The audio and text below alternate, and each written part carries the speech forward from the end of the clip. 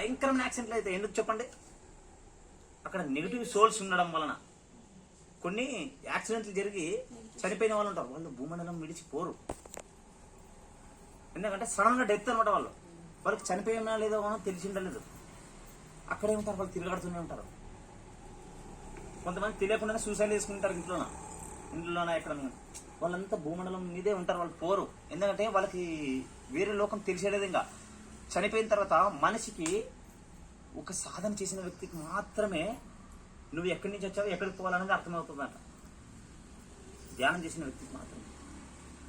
Next ప్రపంచము వేరే లోకము కూడా ఉండి మరణం తర్వాత అనేది ఆ ఆత్మకు అవగాహన ఏర్పడుతుంది అనమాట, అవగాహన అవుతుంది. కాబట్టి ఎంతో మంది సూసైడ్ చేసుకున్న వాళ్ళు, యాక్సిడెంట్లు అయిన వాళ్ళు, సడన్ డెత్ అయిన వాళ్ళు అంత భూమండలం మీద తిరిగి ఇట్లాంటివన్నీ అర్థాలు జరుగుతాయి. ప్రకృతిలో ఎన్ని వైపరీత్యాలు అసలు విపరీతమైన అసలు పిరమిడ్ శక్తి గురించి చెప్పట్లే ఇట్లాంటివి